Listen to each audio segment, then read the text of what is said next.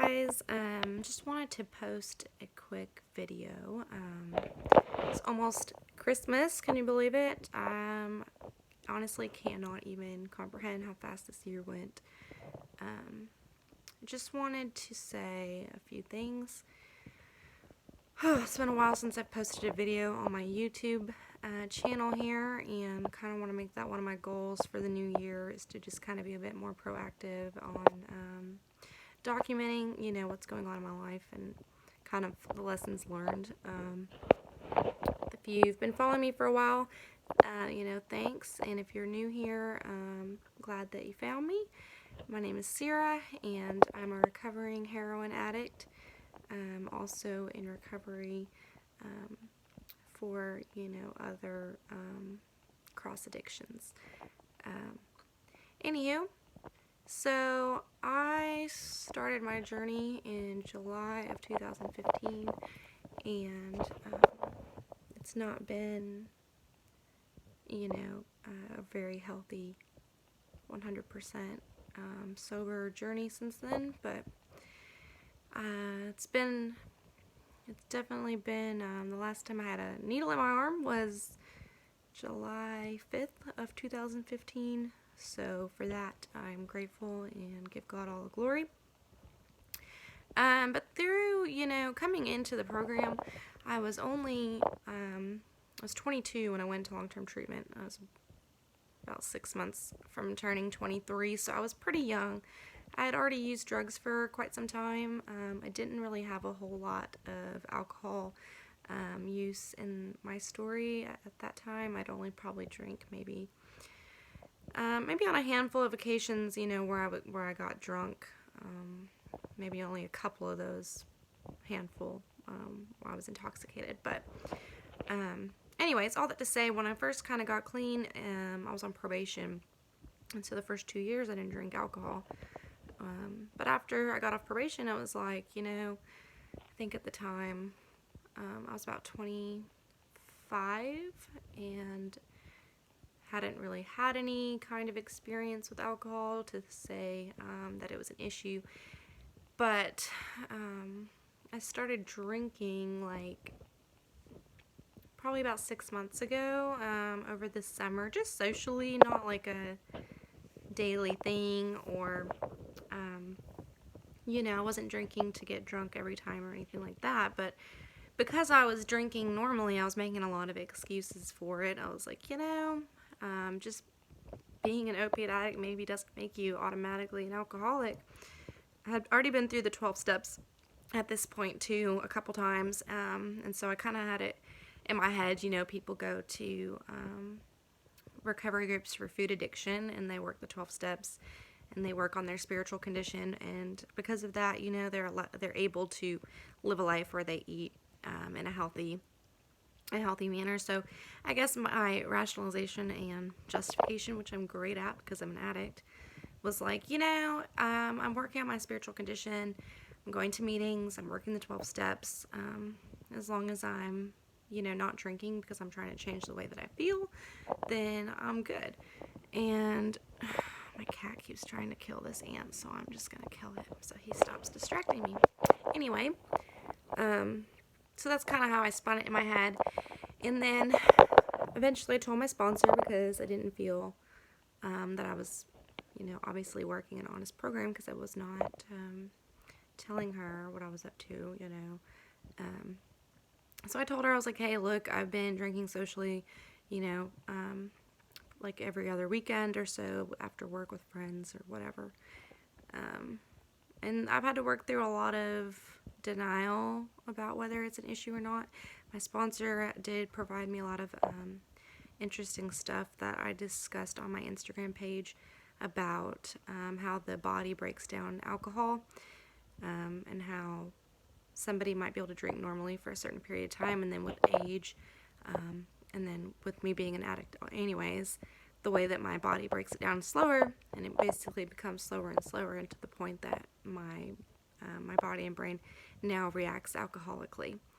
So definitely, as the big book says, more than a potential alcoholic. I've been trying to figure out what my motives were. My sponsor did point out to me that, wanting to get out of the house and be social was still a form of changing how I feel because I wasn't content being home alone. And then there's the fact that, nobody says I have to drink. Why did I specifically feel that the only way I could connect to my peers was if I was also consuming alcohol? I just want to bring these topics up, though, because it's things that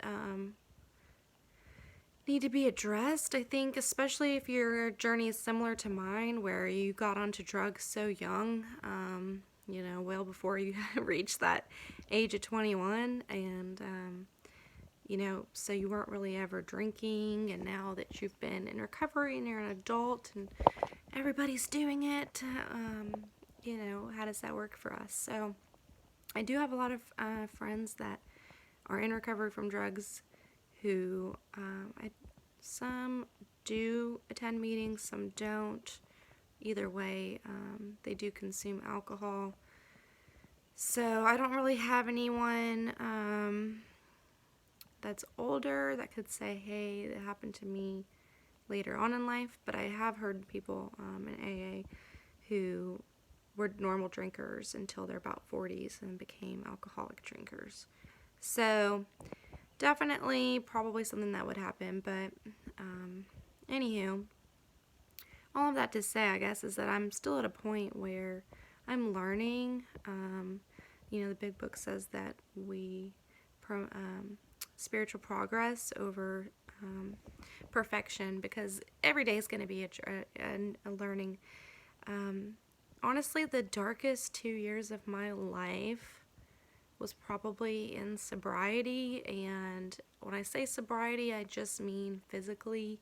I was physically sober. I was not emotionally or spiritually sober. I was so angry. I was full of resentment. I was angry at God, and once my spiritual program, because I was so disconnected from my higher power, suffered, is really when I started to suffer a lot more, because I was taking that old will back, and I was literally trying to control every aspect of my life, and I'm not good at controlling anything. I don't think any of us are, because it's like the more you try to fit something into this tiny box of like how you want it to go, it's like the more it just kind of like that whack-a-mole game, like you hit one side and it pops up the other, like you just trying to plug up all these holes to keep it all in, and it just, everything erupts all at once. It's kind of what happened to me.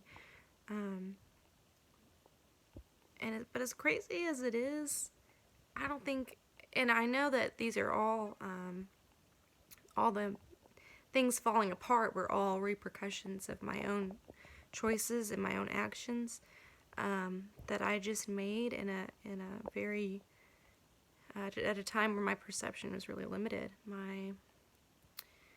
I thought I knew it all, but I knew absolutely nothing. And because of that, though, I've learned more about myself, because when you start using drugs, like, it stunts your emotional maturity and growth. And so essentially when I got clean, I was like kind of back at that 12, 13-year-old mindset, and I had to kind of slowly catch up. So I'd say about the time where it all fell apart mentally, I was still only maybe caught up to the age of 18. Just that I know everything, I've got this. And I went out and made my life a mess. But do I regret it? No. I think it's gonna play a much bigger part in what's to come. Had I not gone through these 2 years of pure hell and pure, finding myself in this new life, and and just being a fucking adult, dude, like working 40 hours a week, paying bills, like things that are so simple to other people, like I had to really discover on my own and really quickly. And I guess all of that to say, I think had I not been through so much pain, kind of like this horrible testing and come out of it without picking up drugs. It's really kind of given me a new hope that I needed, because as much as we want to say like, oh, I'll never pick up again, I know a lot of people that have gone back out after 5, 8, 10 years clean and ended up dead. And I don't know where I would have ended up had I not been through this process. And I'm still on this journey. Every day is like, I'm trying to take everything one day at a time, because I'm so bad at that. Like, I'm literally future tripping 24/7. Will I ever own a house? Am I gonna make $20 an hour forever? Blah, blah, blah, blah, blah. I'm still single. I want kids. Like, just nonsense, because at the end of the day, like, all I have is 24 hours. If I get hit by a bus tomorrow, am I gonna look back and be like, wow, my last 24 hours was spent just being ungrateful, not in the moment, and planning a day that wasn't gonna come? It just sounds absolutely ludicrous when you think about it like that. And I have a shit ton to be grateful for. I have a beautiful 2-bedroom apartment in a beautiful city in southern Tennessee, or middle Tennessee. I have a job that's given me great benefits, healthcare, that's absolutely free for me. $20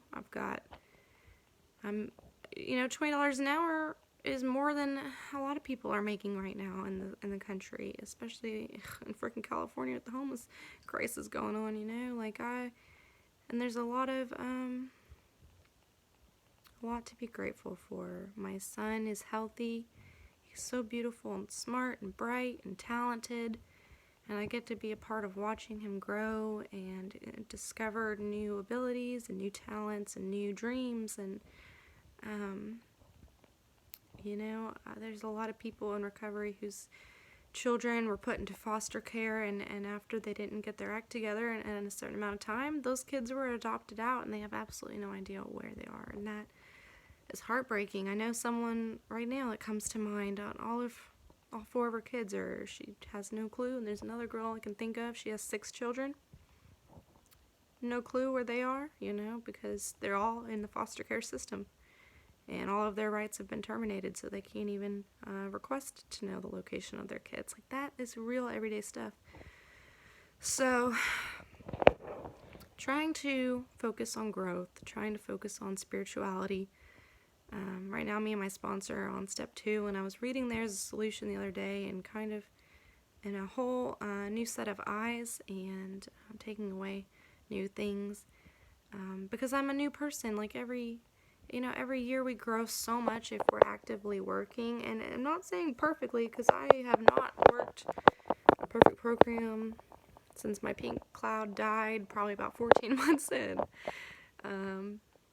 But the one thing that I have done perfectly is I've kept going back. I've kept showing up. I've been in a meeting at least 3 times a week. I haven't stopped going. I haven't stopped asking for help. I haven't stopped calling my sponsor.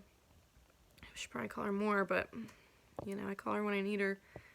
And the one thing that I have been lacking is service work. And I will say this, when I quit doing service work and made it all about me, is when I started to drink. So it really is true what they say, that you can't keep what you don't give away.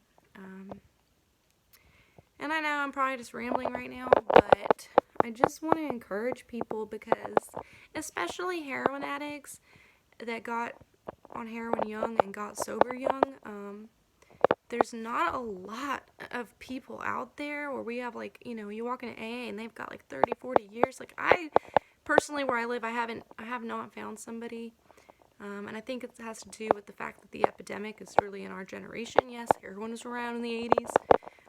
But it was nowhere near the extremes that it has been in this past decade. So I want to be that person that has 30 to 40 years one day and can stand up and be like, it's possible. I went from this, and this is what happened. Here I am today. And it doesn't need to look like measures of success in possessions, like, oh, I've got a big house and a brand new car, because those things may come or they absolutely may not come.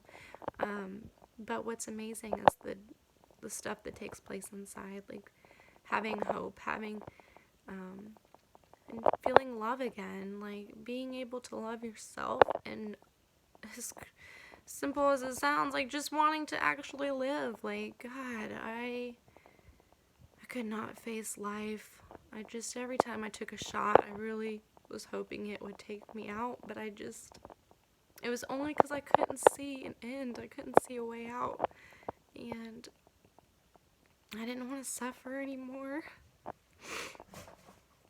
Oh, it makes me so emotional just to think about those days. They were so dark.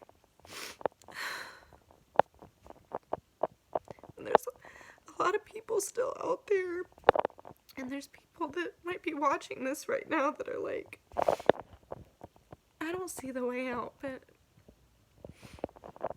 there's a way. And I'm gonna be honest, I don't think it's possible without a higher power. But if you don't believe in God, you don't believe in Jesus, you're not a Christian, or maybe you had a religious upbringing but you walked away, whatever. If you'll just believe that the power of AA as a whole, or NA, HACA, wherever you want to go, can lead you out, then that's like all you need. It's literally what the big book says. Is all you need is an open mind. That's it. We don't need to have everything figured out at once. And step 12 says, as a result of these steps, that we will have a spiritual experience. You don't have to have the spiritual awakening to start working the steps. You work the steps, and as a result of that, you get to that spiritual awakening. But you do have to have the open mind. So, just be open-minded to say, hey, look, this blonde girl who's crying and whining on YouTube right now is doing it. So maybe I can too. Yeah. I'm going to stop rambling because it's been like 20 minutes now, and I don't even know what my freaking topic was to begin with. I think I was just trying to say, like, to sum it up, that it's such a process. You're not going to have it all figured out in 1 year, 2 years, 3 years, 4 years. Haven't reached 5 yet. And obviously, how some people look at it, I need to start my whole clock over, whatever. I don't care. I'm not keeping time because I'm measuring on how my life is. And right now, my life's in a good place. I'm in a much better place. I was not in a good place for 2 whole years. I was just miserable. Absolutely miserable. Not miserable enough to go, like, fully out there and just say, fuck it, and shoot dope. I will never probably reach that kind of level of misery, but I was still pretty miserable. So, progress, not perfection. It's a journey. Be patient with yourself. I am so hard on myself. I beat myself up constantly. I constantly feel like a failure. And all of those self-defeating thoughts, they just often lead back to, to relapse, because we give up on ourselves. And I don't want to ever give up on myself, because the truth is that I've made amazing strides in a short amount of time. I've learned a lot. There are people that I've helped, and there's people that my failures are going to help, because I went there, I did that, I fucked up, and now I'm telling you about it so that you can say, hey, didn't work out for her, probably not going to work out for me. Let me, like, live off of her and not find out the hard way. So if my fucking failures help you out, then, oh God, I got a whole lot of them. You can DM me on Instagram. I'll tell you every mistake I've made along this journey. And tell you all about cross addictions, switching one thing for the next when we're not working on a program or working on our spiritual condition. I can tell you all about that firsthand. I'm going to tell you about the harms I've done in recovery and the amends I'm going to have to make at some point when God sees that it's time, and the amends that I still have to make for, when I was out there in my active addiction. And just making amends to myself still, because I have hurt myself a lot in recovery, and just not being kind to myself. a lot of it has to do for me because I was going to meetings and stuff, but I wasn't staying in the Bible. I wasn't reading the Word, and those lies were getting in.